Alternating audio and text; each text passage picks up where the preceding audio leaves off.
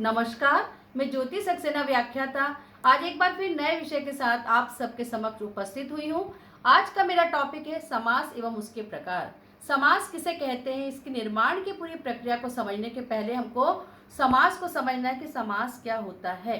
समास का संक्षिप्त अर्थ होता है, समास का अर्थ होता है संक्षेप, जिसे कि संक्षिप्तीकरण कहा जाता है।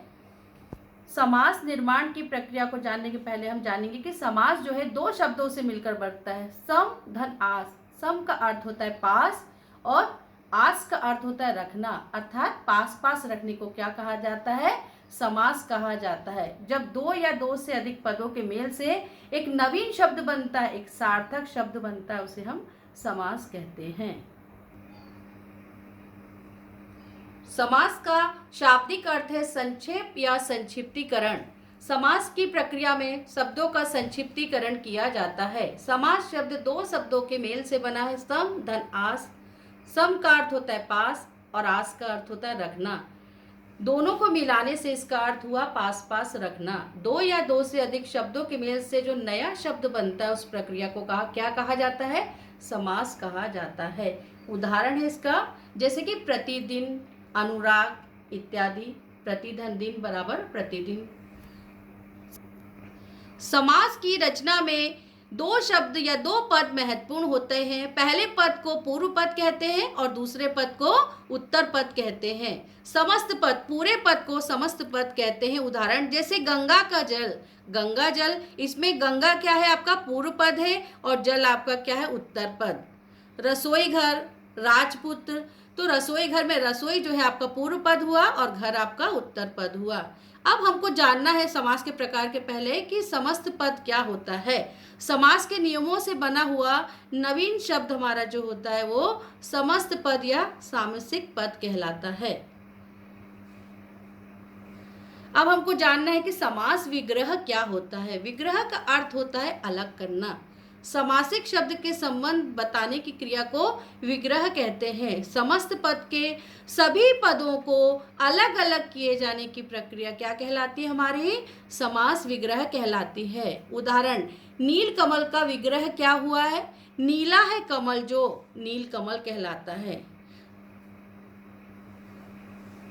समास के प्रकार या भेद।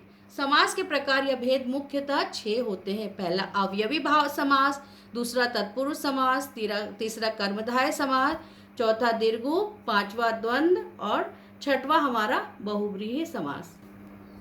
जिस समास का पहला पद या पूर्व पद अवयव अथवा प्रधान होता है उसे अवयवी भाव समास कहते हैं।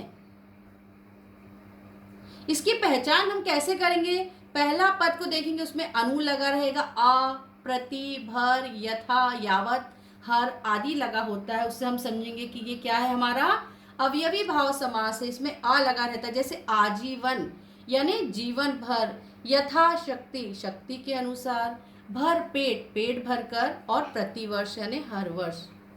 समास का दूसरा भेद हमारा आता है तत्पुरुष समास।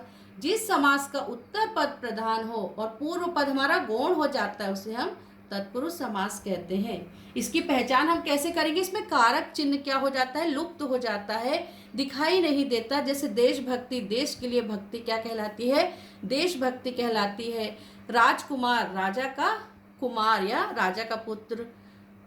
तत्पुरुष समास के दो उपभेद होते हैं, जिसे कर्मधारय समास और दीर्घु समास के नाम से जाना जाता है।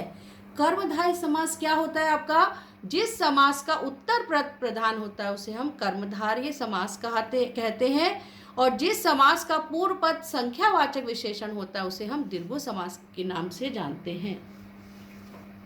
कर्मधारय समास जिस पद का उत्तर पद प्रधान होता था, पूर्व पद व उत्तर पद में उपमान, उपमेय अथवा विशेषण एवं विशेष्य का संबंध होता है, वह हमारा कर्मधारय समास कहलाता है।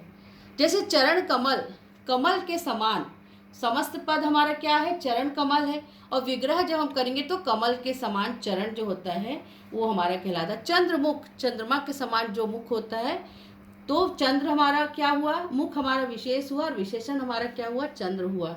अब आता है हमारा दीर्घु समास। जिस समास समस्त पद का पूर्व पद संख्यावाचक विश्लेषण होता है उसे हम दीर्घ समास कहते हैं। इसमें समूह या समाहार का ज्ञान होता है। उदाहरण, नवरात्रि, 9 रात्रियों का जो समूह है उसे कहा जाएगा नवग्रह, 9 ग्रहों का समूह। ये समूह को बता रहा है, समाहार को बता रहा है। फिफ्थ है हमारा, पांचवा है द्वंद्व समास। जिस समास में दोनों पद क्या होते हैं, प्रधान होते हैं, और यदि उनका विग्रह किया जाए और या अथवा एवं लगता हो, वहां हमारा क्या होता है, द्वंद्व समास होता है। इसकी पहचान हम कैसे करेंगे, इसमें और लगा रहेगा।